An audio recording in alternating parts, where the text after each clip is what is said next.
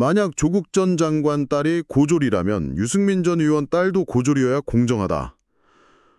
최근 나온 한 분석에 굉장히 도발적인 결론입니다. 이게 대체 무슨 뜻일까요? 네, 바로 유승민 전 의원의 딸 유담 씨의 국립대 교수 임용 과정을 두고 나온 이야기인데요. 그렇죠. 과거 조국 전 장관 가족에게 적용됐던 그 혹독했던 공정의 잣대를 그대로 들이대면 유담 씨 임용 역시 심각한 문제가 될 수 있다. 뭐 이런 얘기인 거죠. 네, 분석은 거기서 더 나아가서 극단적으로는 그 학력 자체까지 문제 삼아야 하는 거 아니냐 이런 주장까지 하고 있습니다. 와, 상당히 강한 주장인데요. 안녕하세요. 오늘 바로 이 문제, 최근 뜨거운 감자가 된 국립대 교수 임용 과정, 그리고 그 중심에선 공정성 논란, 특히 이중잣대 문제에 대한 최신 분석 내용을 당신과 함께 깊이 파고들어 보겠습니다.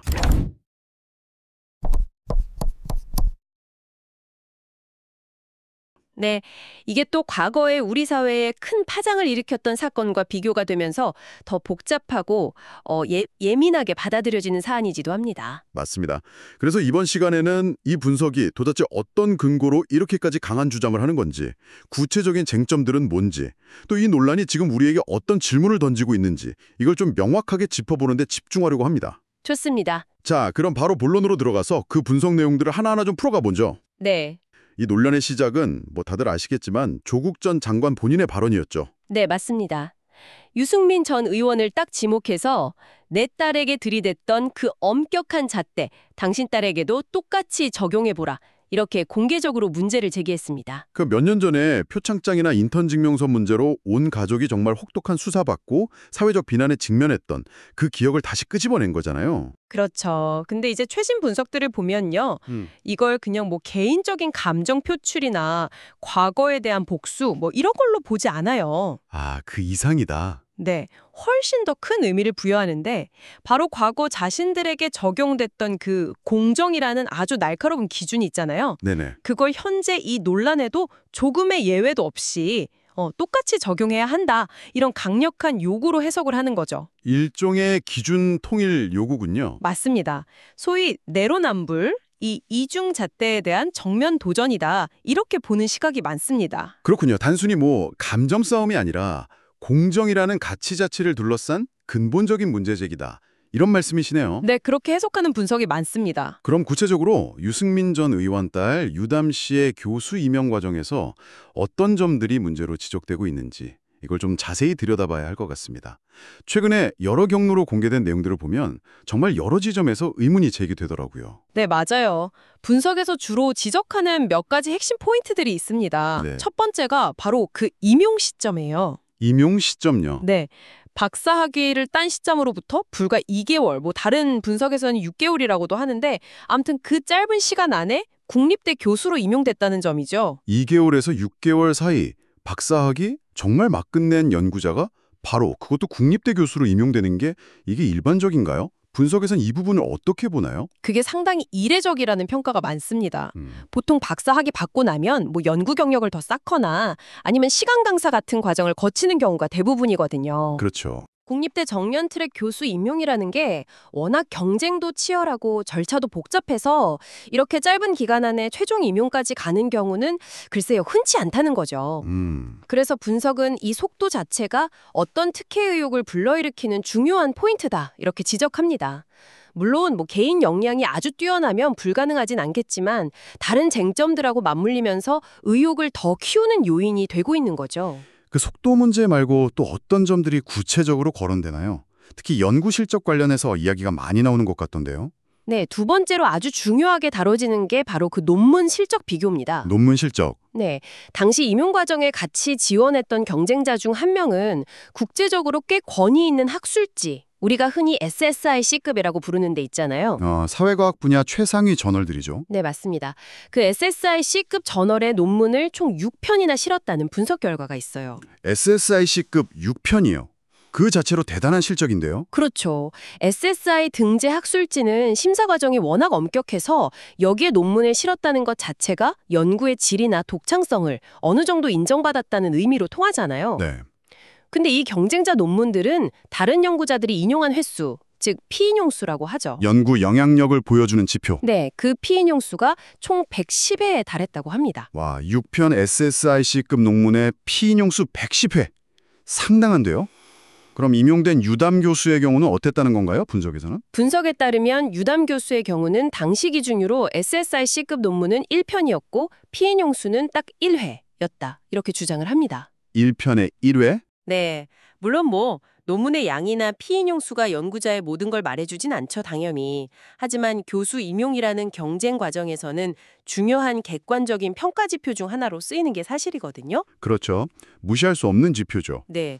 그래서 분석은 이렇게 객관적인 수치에서 보이는 큰 차이에도 불구하고 왜 다른 결과가 나왔을까? 여기에 대한 의문을 제기하는 겁니다. 연구 역량 평가의 공정성에 대한 근본적인 질문인 셈이죠. 객관적인 지표에서 차이가 꽤 컸다는 주장. 세 번째 쟁점은 경력심사 부분이라고 들었어요. 이 부분은 사실 좀 더 이해하기 어려운 면도 있는 것 같아요. 네, 맞습니다. 세 번째 쟁점이 경력 심사에서 만점을 받았다는 부분인데요. 분석 자료를 보면 임용 당시에 유담 교수의 관련 분야 연구나 실무 경력이 아주 짧았다는 지적이 나옵니다. 얼마나 짧았는데요? 구체적으로 제시된 경력이 그 고려대학교 경영전략실에서 75일 근무한 경력이랑요. 그리고 석사과정 때 1년 정도 강의했던 경력, 이게 전부였다는 거예요. 75일 근무랑 석사 때 강의 1년? 이 경력만으로 연구 경력 분야에서 만점을 받는 게 이게 가능한 일인가요? 다른 지원자들 경력하고 비교는 좀 어떤가요? 분석에서는 바로 그 점을 문제 삼고 있습니다. 같이 지원했던 다른 경쟁자들은 국내외 연구기관 경력이라든지 아니면 기업체 실무 경력이라든지 훨씬 더 다양하고 풍부한 경력을 가지고 있었다. 이런 주장이 나오거든요. 훨씬 더. 네. 그런데도 상대적으로 경력이 좀 부족해 보이는 유담 교수가 어떻게 만점을 받을 수 있었는지, 그 평가 기준이 도대체 뭐였는지 명확하게 공개가 안 되니까 의혹이 커진다는 거죠. 단순히 경력의 유무만 본 건지 아니면 질을 평가한 건지 그 기준 자체가 좀 불분명하다, 이런 비판입니다. 기준의 불명확성, 네 번째 쟁점도 좀 비슷한 맥락인 것 같습니다. 학력평가나 논문의 양적 평가에 대한 의문이요? 네, 맞아요. 네 번째는 학력 및 논문 양적 평가의 공정성 문제입니다. 분석에 따르면 유담 교수와 비슷하거나 혹은 더 우수하다고 볼 수도 있는 해외 명문대 학력 배경을 가진 다른 지원자들이 있었는데 학력 평가에서는 오히려 낮은 점수를 받았다는 주장이 제기돼요. 학력 배경이 비슷한데 점수 차이가 났다. 네. 그래서 유담 교수가 학력 평가에서 만점을 받은 구체적인 기준이 뭔지, 다른 지원자들과의 차별점이 뭐였는지 여기에 대한 설명이 부족하다는 거죠. 이건 정말 평가 기준에 대한 의문이 생길 수밖에 없겠네요. 그리고 논문 쪼개기 의혹도 있던데요. 이건 어떤 내용이죠? 예, 그건 이제 박사학위 논문 하나를 통으로 연구 성과로 내는 게 아니고요.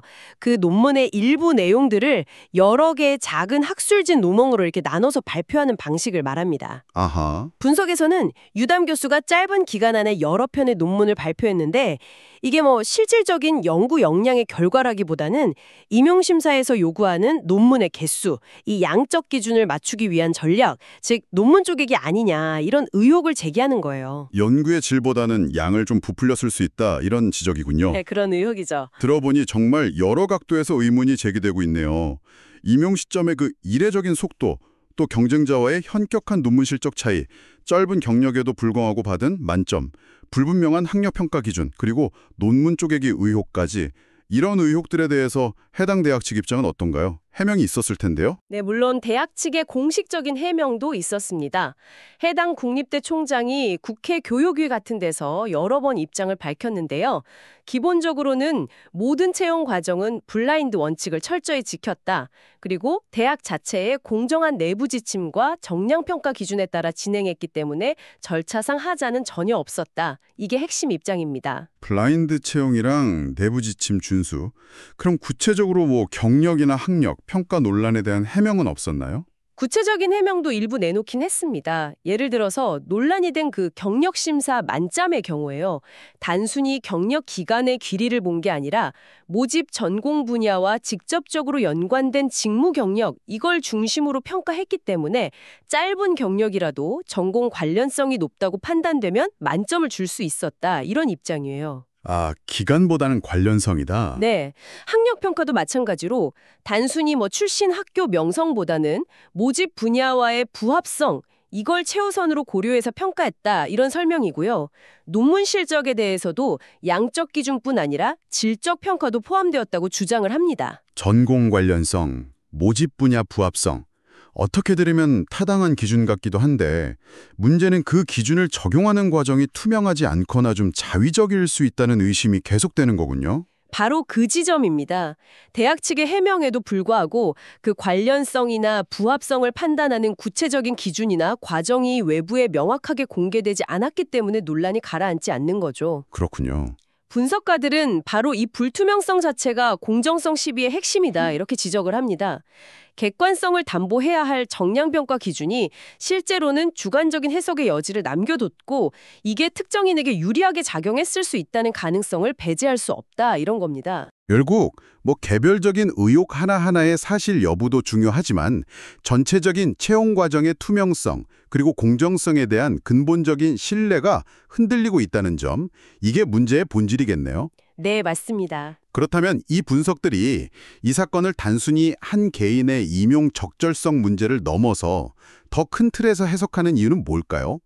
특히 공정 프레임이라는 말이 자주 등장하는데요. 네, 최신 분석들은 이 사건을 단순한 채용 비리 의혹, 이걸 넘어서 우리 사회의 공정이라는 가치를 둘러싼 아주 치열한 정치적, 사회적 함의를 담고 있는 사건으로 보고 있습니다. 정치적, 사회적 함의요? 네, 가장 중요하게 지적하는 게 바로 과거 조국 전 장관 가족 사태와의 비교예요. 아, 역시 그 비교군요. 네, 그때는 정말 작은 의혹 하나하나가 언론의 집중 포화를 막고 검찰의 강도 높은 수사로 이어졌잖아요. 그랬죠. 근데 이번 유승민 전 의원 딸의 임용 논란은 상대적으로 좀 조용히 다뤄지거나 의혹 제기에 대해서 대학 측 해명으로 이렇게 방어막을 치는 양상이 두드러진다 이런 거죠. 조국 때는 의혹이 사건이 됐고 유승민 때는 사건이 해명으로 바뀌었다. 분석에서 나온 이 문구가 참 날카롭게 들리네요. 결국 누구의 딸이냐에 따라 사회적 관심도나 사법적 잣대의 강도가 달라지는 거 아니냐 이런 문제 제기군요. 그렇습니다. 이게 바로 공정 프레임의 핵심이라고 할 수 있습니다. 분석에 따르면 조국 전 장관 측이나 그를 지지하는 진영에서는 과거 자신들이 당했던 공정이라는 이름의 공격 있잖아요. 네. 그걸 이제는 반대로 상대 진영에게 되돌려주려는 시도로 이 사건을 활용하고 있다는 겁니다. 아, 역공 프레임이군요. 네. 즉 과거 공정을 핵심 가치로 내세우면서 정치적 우위를 점령하려고 했던 보수 진영, 특히 윤석열 대통령, 한동훈 전 비대위원장, 그리고 유승민 전 의원 같은 주요 인물들을 향해서 당신들이 말하는 공정이 바로 이런 거였냐? 이렇게 따져 묻는 일종의 정치적 선언으로 해석하는 시각이 많습니다. 과거에 자신들을 공격했던 그 공정이라는 칼날을 역으로 이용해서 현 집권 세력이나 경쟁 관계에 있는 정치 세력의 어떤 도덕성, 정당성에 타격을 주려는 전략적인 움직임으로 본다는 거군요. 네, 그런 측면이 강하죠. 단순한 시시비비를 넘어서 공정 담론의 주도권을 둘러싼 어떤 정치적 공방의 성격이 짙다. 이런 말씀이네요. 네, 그렇게 볼 수 있습니다. 이게 단순히 너도 잘못했으니 나도 괜찮다 이런 식의 물타기라기보다는요. 네. 당신들이 세운 기준대로라면 이건 역시 명백한 문제다. 그런데 왜 이전과는 다른 기준을 적용하느냐? 이렇게 따지는 보다 근본적인 이종잣대 비판에 초점을 맞추고 있는 거죠.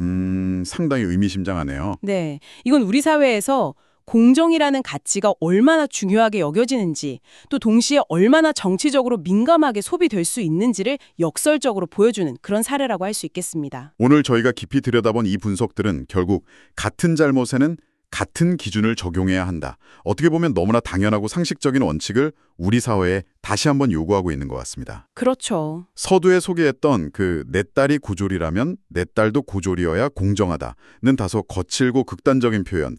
이게 바로 이런 일관된 기준 적용에 대한 갈망과 분노가 얼마나 깊은지를 압축적으로 보여주는 것 같아요. 네, 그만큼 상식적인 표현인 거죠. 과거의 상처와 현재의 논란을 딱 대비시키면서 단순히 한 개인의 문제를 넘어 우리 사회 전체의 공정성 감각을 되돌아보게 만드는 아주 강력한 문제 제기인 셈입니다. 맞습니다. 이 논란과 또 이를 둘러싼 분석들은 우리 모두에게 매우 중요하면서도 어쩌면 좀 불편한 질문을 던지고 있습니다. 어떤 질문일까요? 우리가 늘 입에 올리는 그 공정이라는 가치, 과연 모든 사람에게 모든 상황에서 동일하게 적용되고 있는가?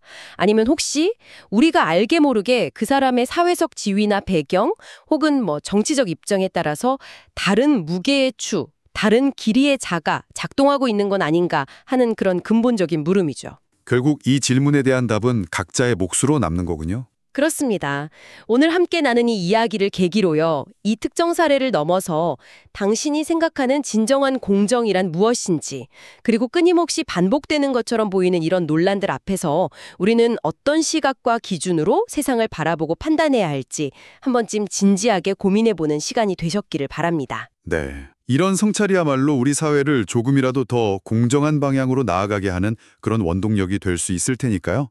다음에 더 흥미로운 분석으로 찾아뵙겠습니다. 네, 오늘 말씀 감사합니다.